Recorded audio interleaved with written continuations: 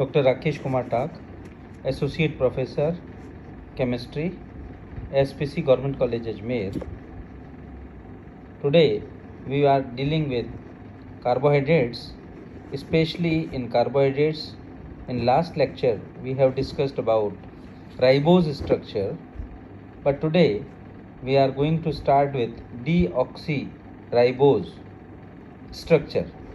Means especially we will deal today the deoxyribose structure. Nucleic अम्ल के deoxyribo nucleic acid DNA का एक महत्वपूर्ण भाग है। डीऑक्सीराइबोज उस शर्करा को डीऑक्सीराइबोज कहते हैं जिसमें एक हाइड्रोक्सिल समूह के स्थान पर एक हाइड्रोजन परमाणु स्थित होता है। राइबोज अणु के सेकंड पोजीशन का C2 पर OH के स्थान पर H के प्रतिस्थापन से डीऑक्सीराइबोज बनता है। डीऑक्सीराइबोज के अणु के कुल 4 डीऑक्सी समूह होते हैं, जिसमें C1 वाला हाइड्रोक्सिल समूह हेमी एसिटेल समूह का भाग होता है। डीएनए अणुओं के में इसके साथ ग्लूकोसाइडिक अम्ल बनता है का क्षार, प्यूरीन और पायरिमिडीन्स भी जुड़े रहते हैं। C3 और C5 के हाइड्रोक्सिल समूह फास्फोरिक अम्ल मोइटी के साथ जुड़े रहते हैं। अतः C2 ही ऐसा एक कार्बन है बचता है जिसमें OH समूह का प्रतिस्थापन H के द्वारा किया हुआ हो सकता है। अतः डीऑक्सीराइबोज की संरचना में हम निम्न प्रकार से देख सकते हैं। देखिए, जैसा कि पिक्चर में दिखाया गया है कि यहाँ पर डीऑक्सीराइबोज की संरचना हमने दिखाई है।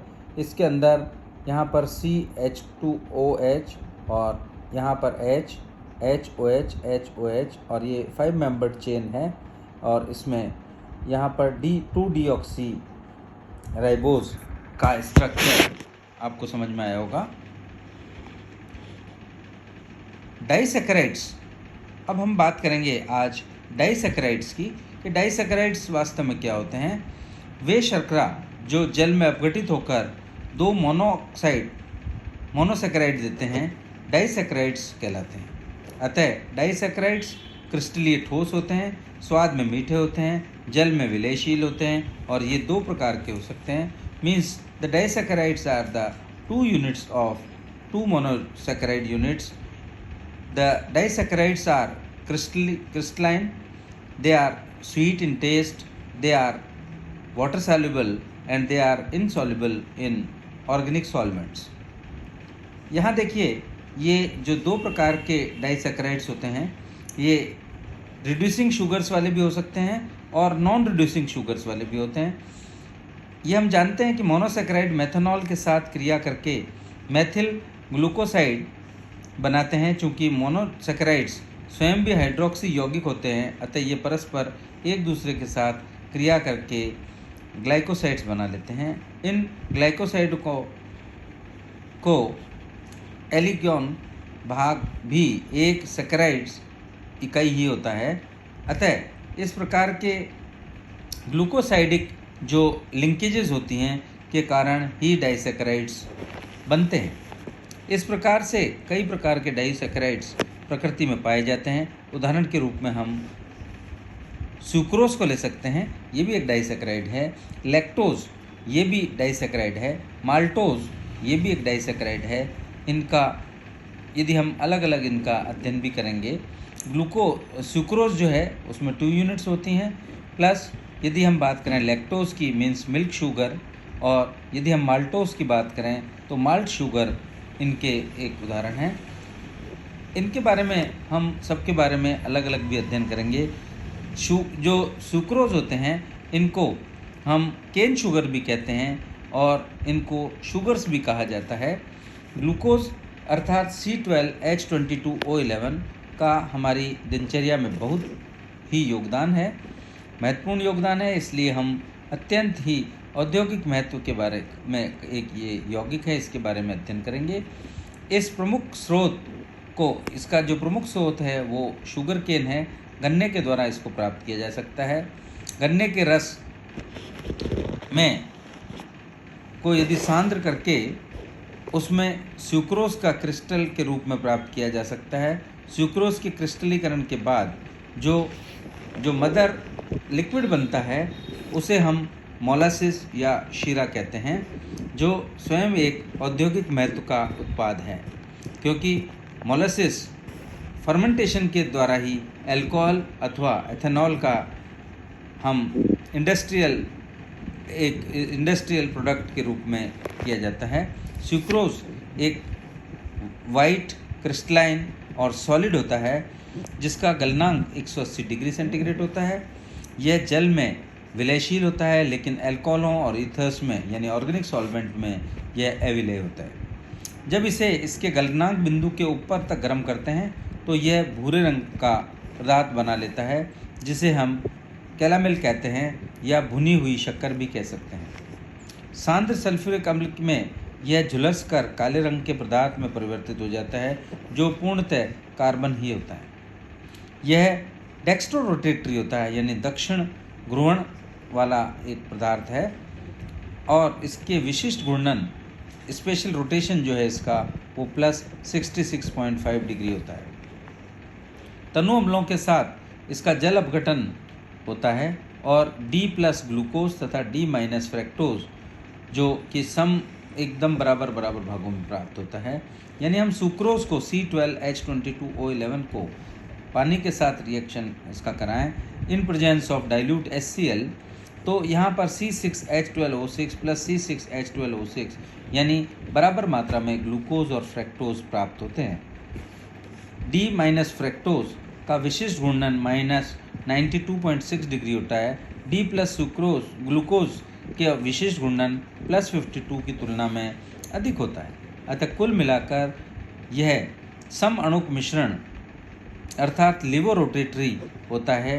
इस प्रकार का जल अपघटन के बाद सुक्रोज के घूर्णन ऑप्टिकल रोटेशन जो है कि दिशा पलट जाती है, और इस प्रक्रिया को हम इन्वर्जन ऑफ केन शुगर कहते हैं। और इस प्रकार की जल अपघटित शर्करा या ग्लूकोज का व फ्रैक्टोज का समगुणक मिश्रण यदि हम इन्वर्ट शुगर कहलाता है।